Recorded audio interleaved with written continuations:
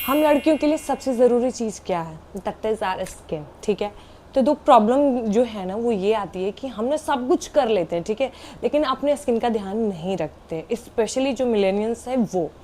मैं भी ऐसी ही थी, बट अभी ना 2026 में ना एक ट्रेंड निकला है कि आप क्या ही कर रहे हो अगर आप 2026 में अपने स्किन का ध्यान नहीं रख रहे हो तो सबसे पहले जो हम बात करने वाले हैं ना, जो हमारी स्किन के लिए अमृत है, जो कि मोस्ट इम्पॉर्टेंट थिंग है, दैट इज सनस्क्रीन।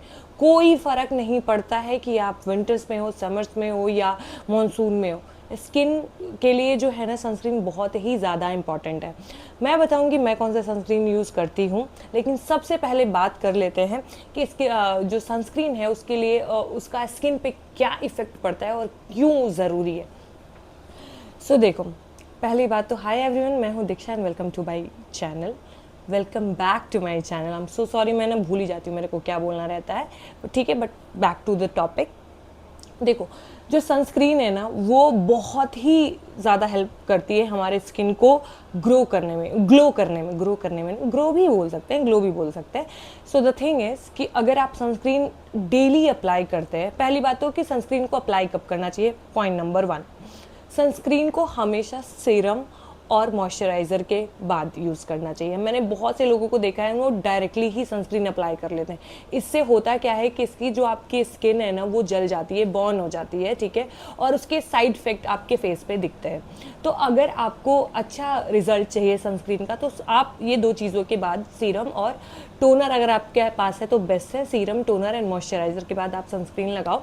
उसके जो बेनिफिट्स हैं वो ये है कि आपके स्किन जो बैरियर है उसको ठीक करता है, आपके डार्क स्पॉट्स को कम करता है, आपको सन प्रोटेक्शन से बचाता है, क्योंकि सन के जो यूवी रेजेस होते हैं वो हमारे फेस पे डायरेक्ट पड़ते हैं, जिससे हमारी झुर्रियाँ हो जाती हैं, झाइयाँ हो जाती हैं, स्किन जो है वो बहुत डल लगने लग जाती है।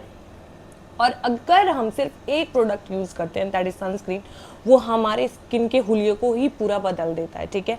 अब बात करते हैं मैं कौन सा सनस्क्रीन यूज़ करती हूँ। तो मेरे पास ना दो प्रोडक्ट हैं, ठीक है, एक ये वाला और एक ये वाला, ठीक है। ये बहुत फेमस है, ठीक है, और ये भी बहुत फेमस है क्योंकि ये कृति सैनन का है और डॉट एंड की को तो बच्चा बच्चा ही जानता है, ठीक है। सो देखो, मेरे साथ मैं आपको ऑनेस्ट बताने वाली हूँ कि मेरे साथ क्या चीज़ें जो है ना वो प्रॉब्लम क्रिएट करती हैं।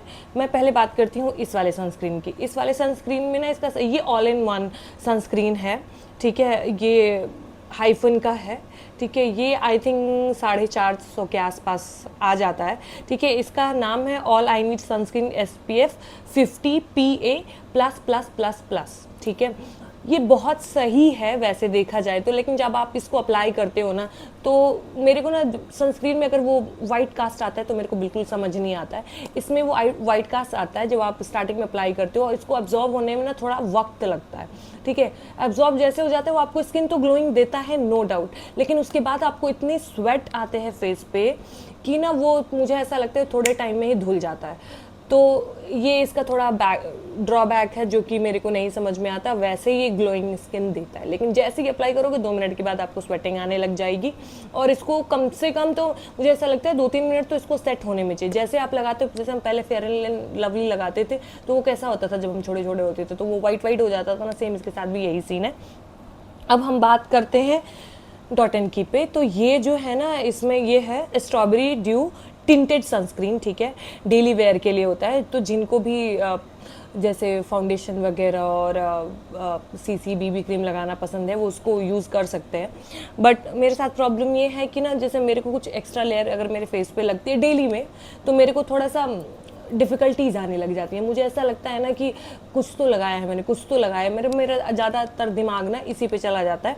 तो मैं क्या करती हूँ को इसको मैं ज़्यादातर अप्लाई करती हूँ, नहीं तो मैं छोड़ ही देती हूँ। मैं थोड़ी सी ढीठ हूँ तो मेरे पास ना वो ख़त्म हो गया, मेरे पास वो बॉक्स नहीं मिल रहा है। मेरे पास ना एक वाव का सनस्क्रीन है, मैं ढूंढ रही थी मेरे को नहीं मिला, वो मैं लगाती हूँ अपने सीरम और मॉइस्चराइज़र के बाद। और जब मेरे को कहीं जाना होता है, जैसे पार्टी वार्टी में जाना होता है या ऐसे कहीं हम बाहर ऐसे घूमने जा रहे हैं, तो फिर मैं ये वाला अप्लाई करती हूँ, ठीक है। और मेरे पास जब वेला टाइम होता है और मेरे को ऐसी ठंडी, मुझे पता है कि पूरे टाइम एसी में ही रहना है, तो मैं ये वाला अप्लाई करती हूँ। तो मेरे मूड पे डिपेंड करता है। अब जैसे मान लो जब ठंडियाँ आती हैं तो मैं इसको प्रेफर करती हूँ, क्योंकि ये बहुत सही ग्लो देता है, ठंडी के लिए ये बेस्ट है, ठीक है। और ये जब आप बाहर कहीं जा रहे हो तो उसके लिए ये बेस्ट है।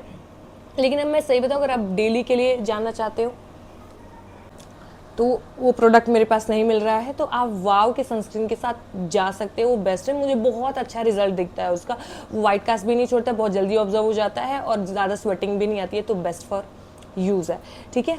इस वीडियो के लिए इतना ही। अब ये जो है ना, यूज़ करना बहुत ज़्यादा ज़रूरी है, तो यूज़ इट। मिलती हूँ आपसे नेक्स्ट वीडियो में, तब तक के लिए bye bye and take care.